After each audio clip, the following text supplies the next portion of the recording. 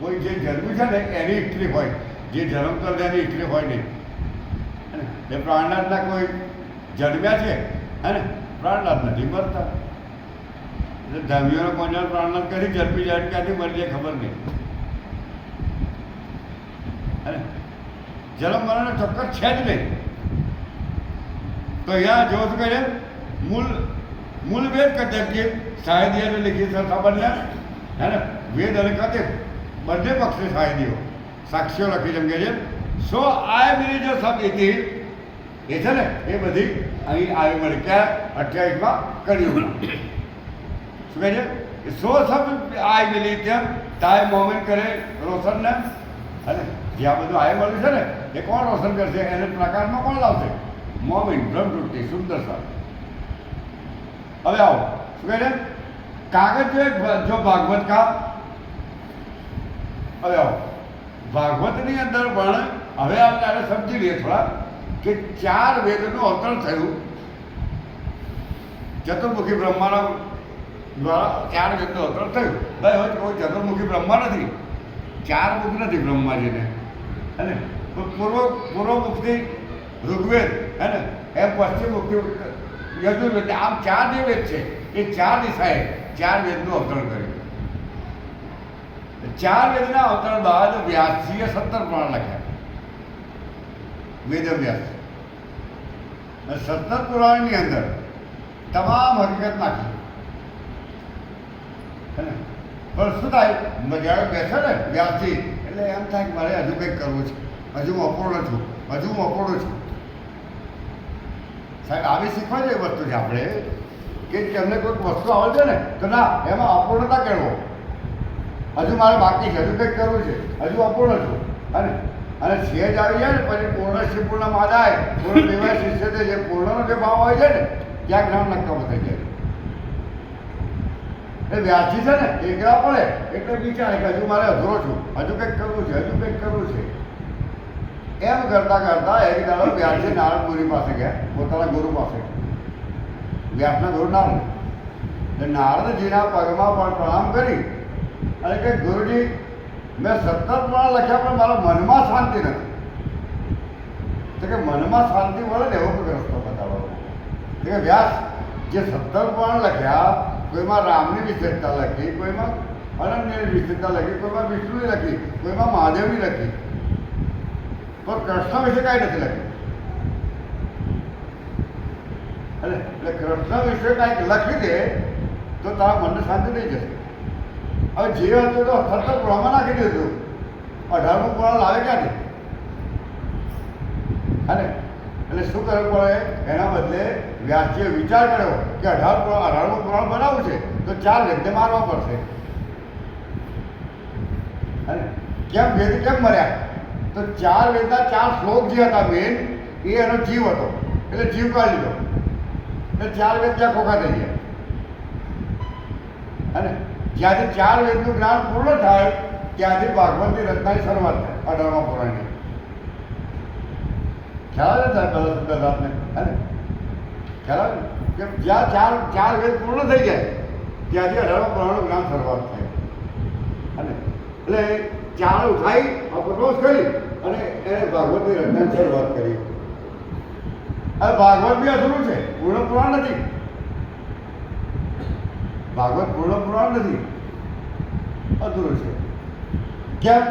તો લખતા મધ્ય ભાગની અંદર જ્યારે વ્યાસજી પહોંચ્યા ને ત્યાં વ્યાસ અને પરીક્ષિત રાજાનો સંવાદ આવે છે.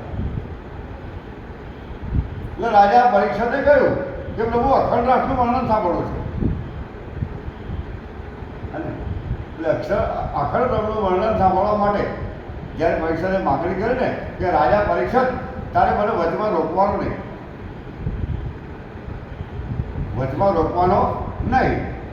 સુંદર આ બી જાણવા જેવું છે વસ્તુ કે શિક્ષક ખંડમાં જાય ને ત્યારે ભણાવવાની કોઈ શક્તિ આવે છે. મંચ ઉપર કોઈ પણ હોય પણ આપણે જે ડિસ્ટર્બની વાતો આપણે વચમાં વાતો કરીએ કે ત્યારે ડિસ્ટર્બ થાય અને એમાં કેટલું પાપ છે એ બી તમને હું કહી દઉં. એટલે પરીક્ષા કહે રાજા પરીક્ષા તારે વચમાં મને રોકવાનું નહીં. એ પાતાળની શરૂઆત કરી અક્ષરભૂમિ હે ને બાકી બતાડ્યા આ ઉપરના 6 બતાડ્યા અને 7મું વૈકુંઠ અને 7 દુ 14 અને 7 દુ 14 જે છે ફરી 7 શૂન્ય 8 આવરણ 8 આવરણને ઘેરીને આગળ જાઓ ને તો આદિનારાયણ જ્યારે બ્રહ્મા વિષ્ણુ મહેશની રચના થઈ અને આદિનારાયણ બાદ ગાયત્રી શક્તિ નથી સાહેબ ગાયત્રી શક્તિ નથી કેમ તો ગાયત્રી મંત્રનો પહેલો ચરણ એમાં શું કહ્યું એનો ગુજરાતીમાં અર્થ કરો ને હે તો ભાઈ એ ગાયત્રી સ્વયં એમ કહે છે કે હું એવા પરમાત્માને ધારણ કરું છું જે અજર છે જે અવિનાશી છે જે જન્મતા મરતા નથી આવો સમજ સાહેબ હવે મધ્ય ભાગ આ આગળ ગયા ને ત્યાર પછી 7 શૂન્ય 8 આવરણ આદિનારાયણ બાદ અક્ષર બ્રહ્મના 4 સ્વરૂપ સત્સ્વરૂપ બ્રહ્મ સબલિક બ્રહ્મ કેવળ બ્રહ્મ અને અવ્યાકૃત બ્રહ્મ જ્યાં રાસ થયો હતો સબલિકની અંદર એ રાસનું વર્ણન હવે શરૂઆત કરી અને એમ શરૂઆત કરતા વ્યાસજી બોલ્યા કે પરીક્ષિત અખંડ રાસમાં જ્યારે બંસી વાગતી તો ગોપીઓ શરીરનું ભાન ભૂલી જતી પરીક્ષિત રાજાનો મનો પ્રશ્ન ઉભો થઈ ગયો કે વાંકનું એક લાકડું અને એ લાકડામાં મને શું તાકાત કે આ શરીરનું ભાન ભૂલાઈ ગયું એટલે પરીક્ષિત રાજાએ પ્રશ્ન કર્યો એટલે વ્યાસજી મૌન થયા હવે પરીક્ષિત રાજાએ મૌન કરો કે હા પ્રભુ હવે આગળ થવા દો અને તો જવાબ આપે છે હવે તો હું જોગી અને તું રાજા થયો કહેવાળો જતો રહ્યો અને ખાલી આ પ્રશ્નની ખાતર પરીક્ષિતને જન્મ લેવો પડશે અને આ બધો બેઠો સત્સંગ બાબત ચર્ચા તાકે શું શાક બનાવેલું તે ખાધેલું નહોતું ખાધું ત્યાં કરેલું નહોતું કર્યું આ ડિસ્ટર્બ કરે છે પાપ છે એમ કહેવા માંગુ છું મતલબ કારણ કે કોઈક શક્તિ જેનામાં આવે છે આ બોલે નથી બોલતી થાય જ્યારે પ્રણામ કરવામાં આવે અને ચંદન પુષ્પ કર્યા બાદ તિલક લગાવવામાં આવે ને રાજ્યને ચડાવી જે તિલક લગાવવામાં આવે ને તેનામાં કોઈક શક્તિ આવે છે